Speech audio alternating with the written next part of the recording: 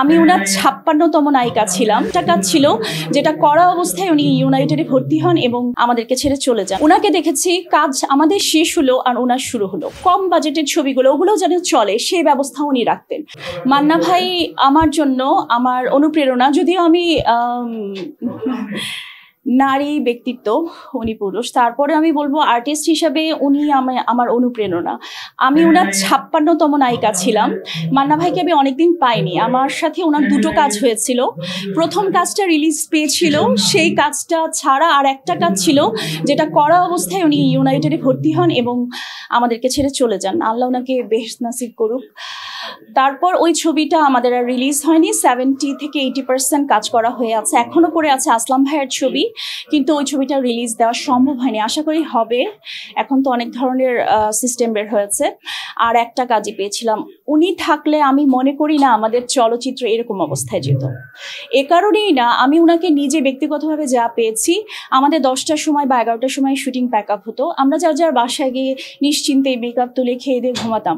পরের দিন কাজ থাকলে আসতাম, না হলে হয়তো বা রেস্ট করতাম। ওনাকে দেখেছি কাজ আমাদের শেষ হলো আর ওনার শুরু হলো।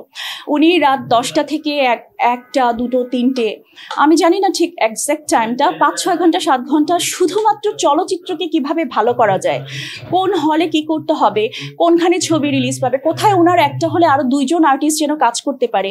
শুধু একাই তো আসলে ইন্ডাস্ট্রি লিড করা বা রান করা যায় না। বা A grade, B grade, C গ্রেডের ছবি থাকে। A গ্রেডের ছবি যদি 2টো বা 5টে রিলিজ হয়, বাকি B, C গ্রেডের ছবিগুলো রিলিজ হতে হবে। বা ছোট ছোট ক্ষুদ্র অ্যামাউন্ট দিয়ে যারা কাজ করছে, একটু কম বাজেটের ছবিগুলো ওগুলো যেন চলে সেই ব্যবস্থা উনি রাখতেন, যেটা এখনকার আর্টিস্টদের মধ্যে, কারোর নাম বলছি না, বলছি আমিও এর মধ্যে পড়ি, আমারও উচিত হয়তো এই নিয়ে দৌড়াদৌড়ি করা, কাজ করা, হয়তো আমরা পারি না। আমাদের এখনকার কেউ এটা নিয়ে কাজ করছে না, যে একটা বছরে যদি 13টা ছবি রিলিজ হয়, 13টাই আমি মান্না করব, নট পসিবল, বা 13টাই আমার হতে হবে, নট পসিবল। তো বাকিরাও যেন কাজ করতে পারে, তারাও যেন কাজে সাপোর্ট পায়, হেল্প পায়, বা হল রিলিজের সময় একটা সাপোর্ট পায়। এই জিনিসটা আসলে আমরা যতদিন না একত্র হতে পারবো, সবাই একজন আরেকজনকে সাপোর্ট করতে পারবো বা সবাইকে অ্যাপ্রিসিয়েট করতে পারবো, আমরা কোথাও যেতে পারবো না। যেটা কিন্তু অলরেডি আমরা টিভি মিডিয়াতে দেখি, একজনের একটা কাজ হলে বাকি 10 জন এমনি আসে। ইটস নট দ্যাট যে আমার কাজ আমি যাব, আমার না হলে যাব না। তো এই জিনিসগুলো আমাদের হয়তো বা অ্যাডপ্ট করা উচিত। আমি অলরেডি করেছি, আশা করি সবাই করবে। কারণ শুধু ফিল্ম, শুধু টিভি বা শুধু OTT বলে কিছু নেই, পুরোটাই মিডিয়া।